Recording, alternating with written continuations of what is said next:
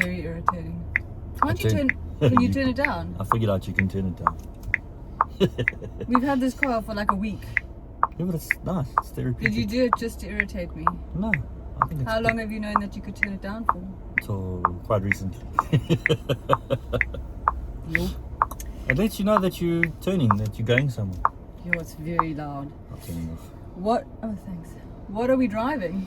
So this is talk of the town. I mean, I don't think that every now and again a vehicle comes along that we literally get stopped in the traffic, at the traffic lights, or in the parking lot, or our neighbors. I get stopped in the parking lot. Yeah. So a lot of interest in this vehicle. This is a Jetour T2. And so for background, Jetour is a Chinese brand.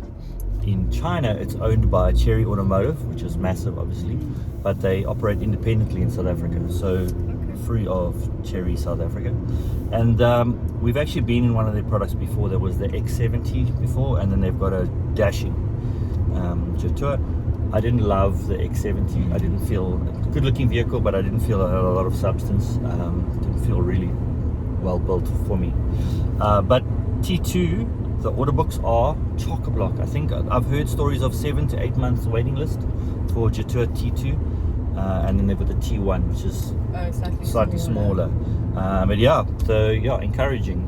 Well, looks amazing. Looks good. So yeah. I mean, would you buy a car based purely on its looks? And yes, probably. Well, a lot of people do. That was a trick question, because you are obsessed with Love is Blind. Ooh. So you're suggesting that with a car you would forgive any weaknesses based on its looks, but for dating it's fine. Is that what you're suggesting? I love Love is Blind. Yeah. Obsessed. Okay. But then like last night I watched an episode, and it's quite clear that actually it doesn't looks work. have got a lot to do No ways. with how people connect. No ways. That's incredible. I didn't think that would happen, but so I think a lot of people buy cars because of how they look. absolutely, it's an emotional decision. Same with dating. They let certain things Slide. because they like them. You like dating. Anywho, Yeah. so what are the pros? I think it looks phenomenal. I think so. It's designed by an ex-Porsche guy, so they've got that kind of credentials. They've clearly taken inspiration from vehicles like the Land Rover Defender, the Ford Bronco, but it works for them. I think it looks really good. The proportions are really nice. So it's squared off, obviously, but it's got quite a stocky wide stance, which people love and they resonate with. So in terms of curbside appeal, you can't knock it. I think it's great. It's got all the LED lighting that you need and things like that. Caution. Oh, you turned off all the... The ADAS, we'll talk about that. Mad. So the ADAS, we've to switch that off. Funny enough, it's a Defender that's blocking our way. Great value proposition. So this is the top of the range one. This is 680,000 Rand. So that's appealing on its own. Yeah. And then Jetour have just announced massive service plans. I think there's a 7-year service plan. There's up to a 10-year warranty on the engines. Wow. That's difficult to ignore. So in terms of value proposition, there's a lot to like. Build quality is solid. It feels good. Very comfortable. Very comfortable. 15.6-inch infotainment display in this car.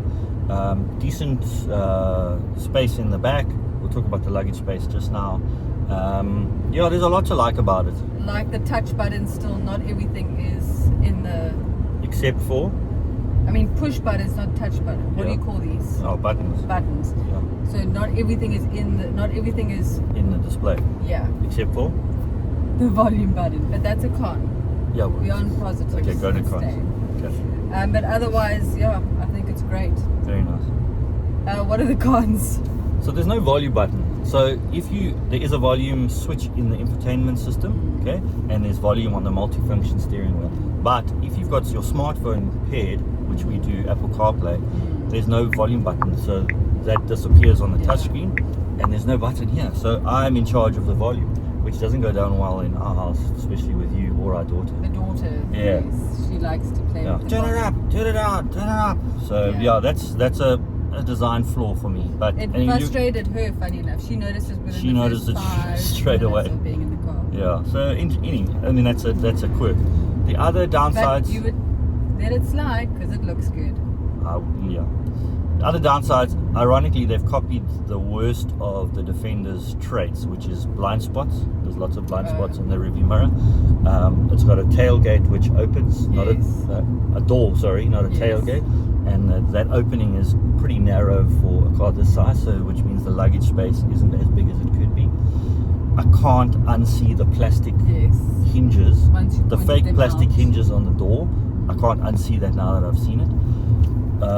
The ride quality isn't bad for a vehicle like this. It's called a body-on-frame vehicle, so the ride quality is not bad, but it's still on the firm side. And then we have to mention throttle calibration, which isn't the worst I've encountered from a Chinese car, but it's lurchy off the line. Yeah. So you have to be aware of it, otherwise it'll wheel spin on the. Yeah, I know about that. Yeah. So yeah, that's not a great. But you would get used to it. I've gotten used to it, but yeah, you do lurch off the line. And then another downside, and I know we're loading on it, but this is the all-terrain version. It comes in a front-wheel drive, but this is an all-terrain version.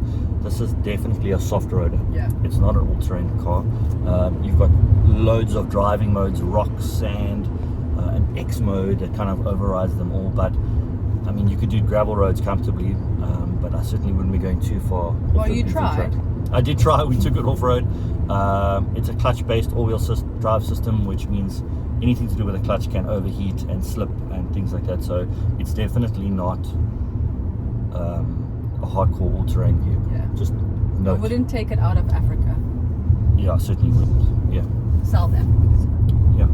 Yeah. The only thing for me at the moment is also the noise coming off the side mirrors. What do you call that?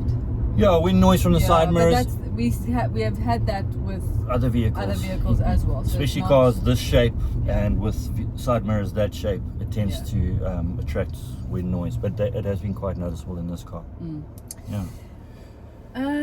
Fuel consumption we need to get to. We will get there. Yeah. What are its competitors? So its direct rivals in our market are a Haval H7. We had that before. It's called the big dog in China. It probably doesn't have as much curbside appeal, but it's very similarly in terms of its packaging. 2-liter turbo petrol motor. You get a thing like a GWM Tank 300 at this price point of the top of the range car, and that comes with a diesel, and there's a lot of appeal to that in terms of range.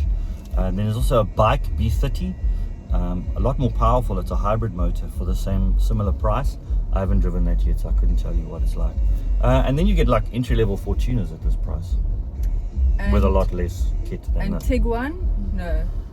Tiguan, you're creeping on Tiguan, but entry-level Tiguan. Yeah. 680. Yeah, it's entry-level stuff. So yeah, there's a lot of appeal. I can see why. There's quite a lot of Chinese car competitors, not so many traditional.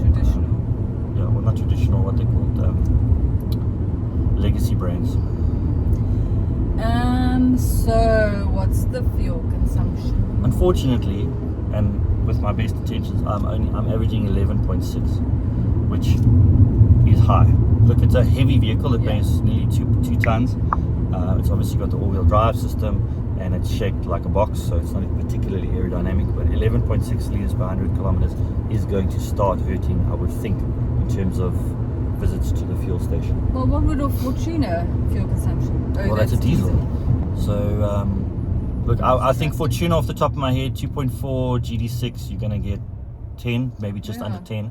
So it's not far off, but 11.6 is on the high side. We have to note that. Could you get it down if you drove it better? Not in everyday driving conditions. You would really have to be holding up traffic to get it down. Okay. Then we spoke price. Yeah, 680,000 rand for this top of the range one. This is the Odyssey. I would look at the one below this, which is the Explorer, and I would delete some of the advanced driver systems. You turn it all off. You turn it all off anyway. So it's for that, and that's what, 640,000 rand. That's a lot of vehicle for the money. I don't know what after sales resales is going to be like. Jetour's got 40 dealerships around the country. I hope after sales and servicing is going to be good. I can't really comment on that yet.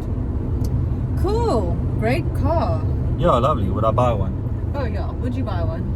I would be interested to see the T1, which is smaller and slightly softer looking than this, as a rival for like a T-Cross and things like that. I would lean towards the Tank 300 diesel instead of this, if only for the efficiency. Does it look as nice, the Tank? I think it looks cool. It probably doesn't fit as many heads as this, but this is still quite novelty. It's still quite new. I really like this, but I think it's a bit big for me. It's quite chunky. Quite chunky. Yeah. So I think I would struggle a bit Around town. for an everyday car, like parking it at the shopping malls and stuff. Yeah. It is big, but it's a great car. I mean, if you had one of them and I drove it just on the weekend, it would be great. Lots to like about it. Yeah, well done, Jetour. Heading in the right direction. Let's hope they can back it up with after sale, resale values, etc. Thank you. Thank you.